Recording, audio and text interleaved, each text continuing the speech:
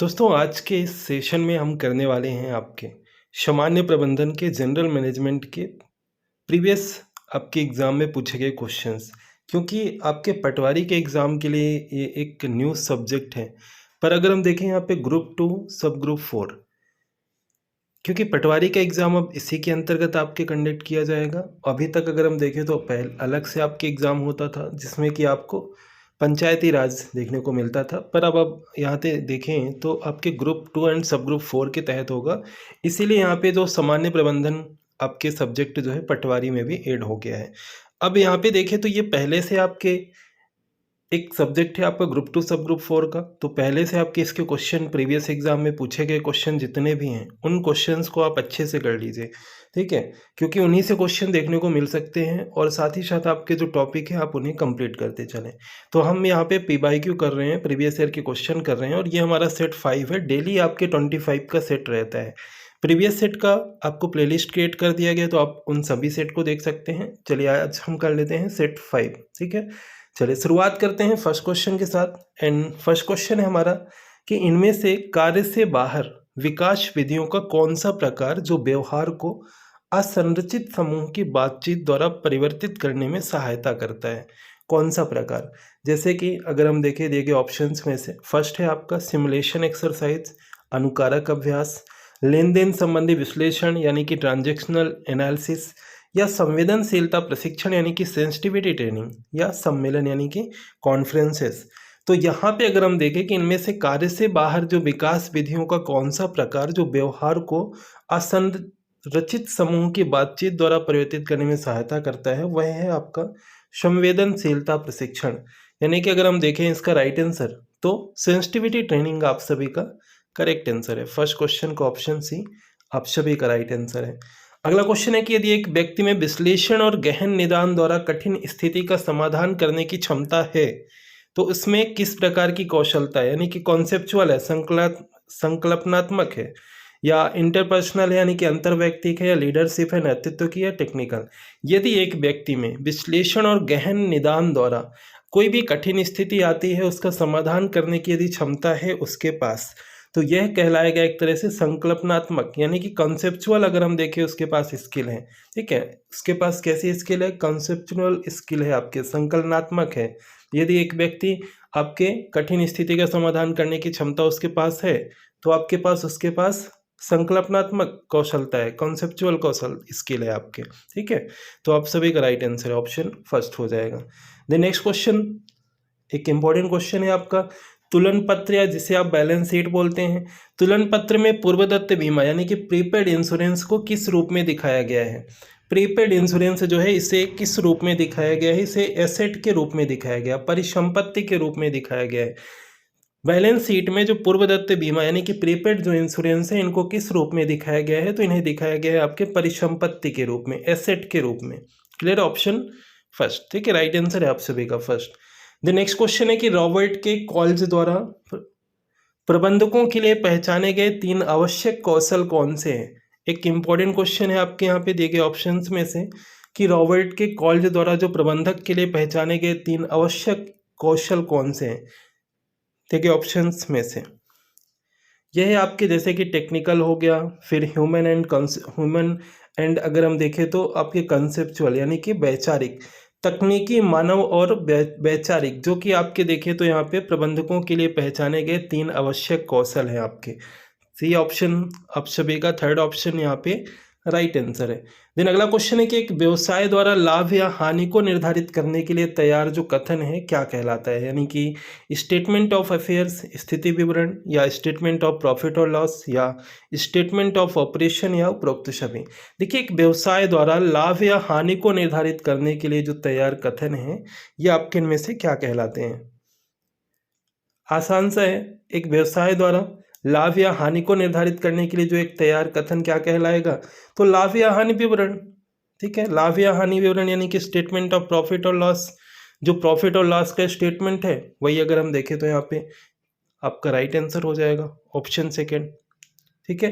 Next question करने से पहले कुछ एक्स्ट्रा इन्फॉर्मेशन है आप सभी के लिए अनअकैडमी के बारे में, जहाँ पे आपके लिए नोट्स एमपीपीएससी के अनअकैडमी इंट्रोड्यूस कर रहा है। आप वेबसाइट एंड ऐप पे जाके नोट्स एक्सप्लोर कर सकते हैं। कौन कौन से बैच चल रहे हैं उसके बारे में इन्फॉर्मेशन देगी। दिन फर्स्ट आपके देखें तो new year new resolution new goal, आपके लिए रिजॉल्व 2023 अप्लाई करके कोड आप 23% का डिस्काउंट ले सकते हैं। MPPSC and MPPB and Vyapam exam के लिए एनी कैटेगरी एग्जाम आप सभी ज्वाइन कर सकते हैं, जिस भी एग्जाम की आप प्रिपरेशन कर रहे हैं। जनवरी मंथ के बैच आपके अगर हम देखें यहाँ पे तो आपके 5 जनवरी से आपका ये न्यू बैच स्टार्ट हो रहा है एंड आगे आने वाले बैच आपके लिए अपडेट मिलेंगे जल्द। देन यहाँ पे दिसंबर मंथ के बैच जो चल रहे हैं वो आप देख सकते हैं यहाँ पे एमपीपीबी व्यापम के एंड ग्रुप 4 के बैच है। देन आपके देखें तो प्रीलिम्स एंड मेंस के फाउंडेशन बैच आपके चल रहे हैं। ठीक है, चलिए शुरुआत करते हैं नेक्स्ट क्वेश्चन, बाकी इन्फॉर्मेशन हम लास्ट में देखेंगे। ट्रायल बैलेंस क्या है आपके इनमें से, ट्रायल बैलेंस इनमें से क्या है आपके, जैसे कि स्टेटमेंट होता है, अकाउंट होता है, समरी होता है, लेजर जिसे आप बही खाता बोलते हैं। देखिए ट्रायल बैलेंस है जिसे कच्चा मिलान भी बोलते हैं। देखिए ट्रायल बैलेंस अगर हम देखें तो एक विवरण होता है, स्टेटमेंट। ठीक है, एक स्टेटमेंट अगर हम देखें, ट्रायल बैलेंस है आपका स्टेटमेंट। ठीक है, नेक्स्ट क्वेश्चन है नेतृत्व के इनमें से कौन से घटक जो अधीनस्थों की भूमिका को स्पष्ट बनाते हैं। नेतृत्व के इनमें से कौन से घटक जो अधीनस्थों की भूमिका को स्पष्ट बनाते हैं आपके, कौन से घटक, लक्ष्य की स्थापना, गोल सेटिंग।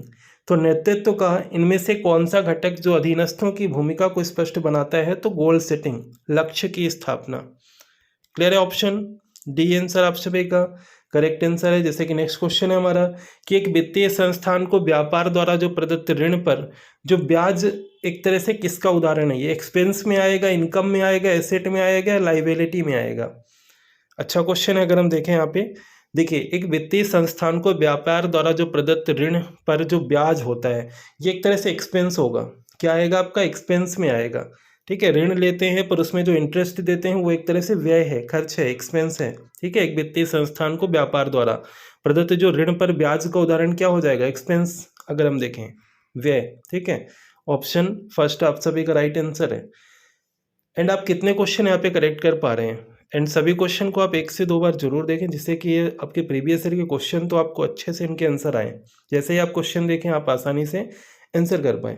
चलिए 9 क्वेश्चन है कि निम्न में से क्या एक व्यक्ति को गतिविधि से जोड़ने के द्वारा भूमिकाओं के निर्माण के लिए व्यवसाय को सक्षम बनाता है। भूमिकाओं के निर्माण के लिए व्यवसाय को सक्षम बनाता है, आपके इनमें से क्या, निम्न में से एक व्यक्ति को गतिविधि से जोड़ने के द्वारा भूमिकाओं के निर्माण के लिए एक व्यवसाय को सक्षम बनाता है, वो है आपका ऑर्गेनाइजिंग, आयोजन। ठीक है, ऑर्गेनाइजिंग, आयोजन, जो कि एक तरह से एक व्यक्ति को गतिविधि से जोड़ने के द्वारा भूमिकाओं के निर्माण के लिए व्यवसाय को क्या करता है, सक्षम बनाता है। ठीक है, तो ऑर्गेनाइजिंग अगर हम देखें यहाँ पे तो राइट ऑप्शन रहेगा आपका। द नेक्स्ट क्वेश्चन है, थोड़ा सा टाइम दीजिएगा। अच्छा क्वेश्चन है कि निम्नलिखित में से कौन सा एक संगठन के प्रबंधन स्तर की प्रणाली का प्रमुख उपयोग है आपके, जैसे कि जानकार कर्मचारियों और डेटा कर्मियों को समर्थन देना, मध्यम प्रबंधन की निगरानी, नियंत्रण और निर्णय निर्माण और प्रशासनिक गतिविधियों को समर्थन प्रदान करना, प्राथमिक गतिविधि और लेन देन की निगरानी, या दीर्घकालिक वित्तीय और संसाधन योजना गतिविधियों का समर्थन करना। कौन सा इनमें से जो कि एक संगठन के प्रबंधन स्तर की प्रणाली का प्रमुख उपयोग है। ठीक है, राइट है आप सभी का। जैसे कि मध्यम प्रबंधन की निगरानी, नियंत्रण हो गया, निर्णय निर्माण और प्रशासनिक गतिविधियों को समर्थन प्रदान करना। ठीक है, सेकेंड ऑप्शन जो कि एक तरह से एक संगठन के प्रबंधन स्तर की प्रणाली का प्रमुख उपयोग यहाँ पे हो जाएगा। द नेक्स्ट क्वेश्चन है जो कि आपके व्यापार की कुल वर्तमान संपत्ति, कुल वर्तमान जो परिसंपत्ति है और वर्तमान जो देनदारी है, इसमें से आपको इसका अनुपात बताना है। ठीक है, तो आप देख सकते हैं कि जैसे कुल आपके पास कितनी संपत्ति है। सबसे पहले अगर हम देखिए आपके जैसे कि 4 लाख हो गए, वर्तमान देनदारियां कितनी है, 2 लाख हो गया। इसका रेशियो बताना था, तो आप सभी का राइट आंसर हो जाएगा। ठीक है, कर सकते हैं आप आसानी से, option first. The next question है कि इनमें से इसमें लगातार पुनः क्रय और विशिष्ट ब्रांडों के लिए जो प्राथमिकताएं शामिल है, जैसे कि ब्रांड निष्ठा यानी ब्रांड लॉयल्टी, ब्रांड छवि, ब्रांड इमेज हो गया, या ब्रांड पर्सनालिटी यानी ब्रांड व्यक्तित्व हो गया, या ब्रांड रिकॉल यानी कि ब्रांड वापसी। देखिए इसमें लगातार पुनः क्रय और विशिष्ट ब्रांडों के लिए जो प्राथमिकताएं शामिल होती हैं आपके इनमें से अगर हम देखें तो ब्रांड निष्ठा यानी कि ब्रांड लॉयल्टी। ब्रांड लॉयल्टी में क्या होता है, लगातार पुनः क्रय और विशिष्ट ब्रांडों के लिए प्राथमिकताएं शामिल होती हैं। ठीक है, तो आप सभी का राइट आंसर है option first. The next question है कि पूंजीगत व्यय बजट यानी कैपिटल एक्सपेंडिचर बजट, इसके उद्देश्य क्या हैं आपके? कैपिटल एक्सपेंडिचर बजट के उद्देश्य क्या हैं आपके? इनमें से इनके उद्देश्यों में अगर हम देखें, जैसे कि प्रत्येक परियोजना पर प्रतिफल की जो अपेक्षित दर की उपेक्षा करना, यानी कि overlook expected rate of return on each project, यानी प्रत्येक जो परियोजना है उस पर जो प्रतिफल है इसकी अपेक्षित दर की उपेक्षा करना, ये क्या हो जाएगा? पूंजीगत व्यय बजट यानी कैपिटल एक्सपेंडिचर बजट के उद्देश्यों में आपका आ जाएगा। ठीक है, ऑप्शन थर्ड जैसा कि आप सभी ने राइट आंसर किया है। द नेक्स्ट है कि बीसीजी मैट्रिक्स का आविष्कार किस वर्ष किया गया था? ये क्वेश्चन पूछा गया है आपके सभी क्वेश्चन, जितने क्वेश्चन आप कर रहे हैं एक एक क्वेश्चन आपके प्रीवियस ईयर के हैं। बीसीजी मैट्रिक्स का आविष्कार किस वर्ष में किया गया था आपके? इसका आविष्कार किया गया था 1970 में। ठीक है, कब किया गया था? 1970 में किया गया था आपके इसका आविष्कार। द नेक्स्ट है कि यदि उत्पाद या सेवा का वास्तविक प्रदर्शन उम्मीद किए गए प्रदर्शन से अधिक अच्छा होता है तो ग्राहक क्या होगा?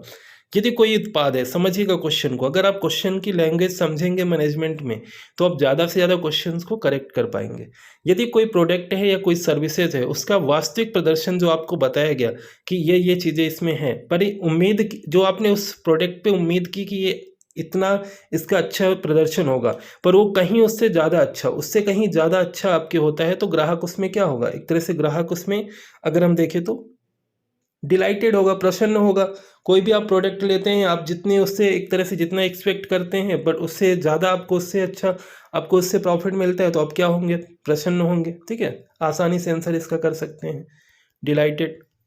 चलिए नेक्स्ट है, संगठन के लक्ष्यों को प्राप्त करने के लिए योजना और कार्यनीतियों को लागू करने हैं तो कौन जिम्मेदार है आपके? संगठन के लक्ष्यों को प्राप्त करने के लिए कोई संगठन है, संगठन के जो लक्ष्य हैं उन लक्ष्यों को प्राप्त करने के लिए जो योजना और जो कार्यनीति हैं इनको लागू करने हैं तो कौन जिम्मेदार होगा?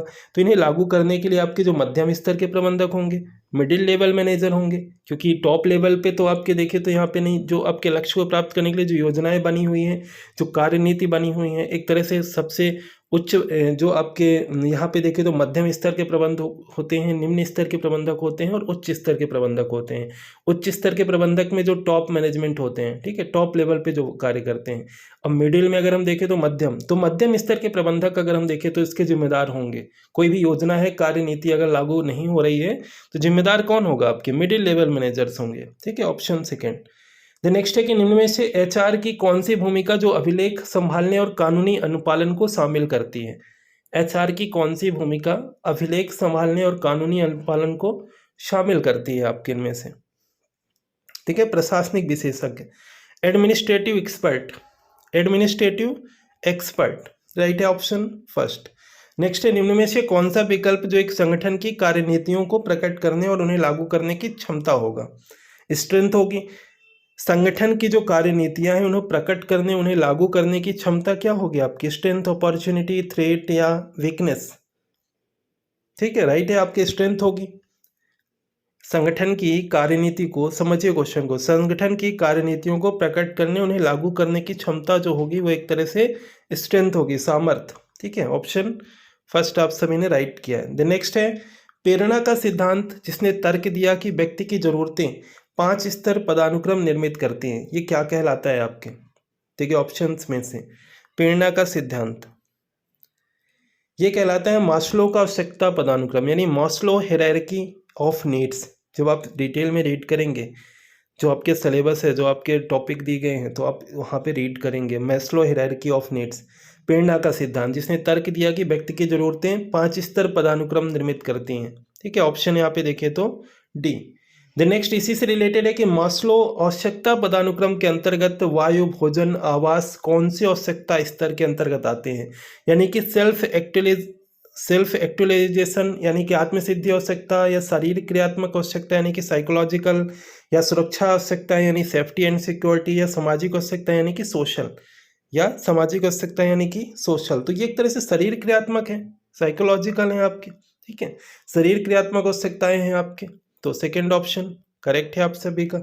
चलिए नेक्स्ट क्वेश्चन है, चेक एक प्रकार का कैसा है? एक इंपॉर्टेंट क्वेश्चन है आपका। चेक प्रॉमिसरी नोट है, डिमांड ड्राफ्ट के अंतर्गत आता है, बिल ऑफ एक्सचेंज के अंतर्गत, या बैंक ड्राफ्ट के अंतर्गत? चेक एक प्रकार का, अगर हम देखें, चेक एक प्रकार का बिल ऑफ एक्सचेंज है, विनिमय पत्र है, विनिमय पत्र है आपका चेक। ठीक है, बिल ऑफ एक्सचेंज, विनिमय पत्र, नेक्स्ट है टिकाऊ उपभोक्ता, ड्यूरेबल कंज्यूमर। बाजार के उदाहरण का चयन कीजिए जहां से उपभोक्ता लंबे समय तक चलने वाले उत्पादों को खरीदता है। अब लंबे समय तक चलने वाले उत्पाद, क्या चेहरे की क्रीम, क्या फेस की जो क्रीम आती है, क्या लंबे समय तक चलती है? क्या लंबे समय तक चलती है? उपभोक्ता कंज्यूमर, जैसे आप कोई प्रोडक्ट लेने जाती है, जैसे दंत मंजन हो गया, बिस्किट हो गया। देखिए ये अगर हम देखें ना, बहुत ही आसान सा क्वेश्चन है आपका ये। ड्यूरेबल कंज्यूमर, टिकाऊ उपभोक्ता की बात की गई है। टिकाऊ चीज़ों में अगर हम देखें तो मोटरसाइकिल आएगा आपका। आसान सा क्वेश्चन है, जहाँ से आप अगर एक मोटरसाइकिल आप खरीद कर लाते हैं तो लंबे समय तक आप चलाते हैं, लंबे समय तक चलाने वाले उत्पादों को आप खरीदते हैं। ठीक है, तो आपका राइट आंसर क्या होगा? ऑप्शन फर्स्ट होगा। वही मैंने आपको बताया कि अगर आप क्वेश्चन को सही से समझेंगे, रीड करेंगे, तो आप आसानी से आंसर कर सकते हैं ज़्यादा से ज़्यादा।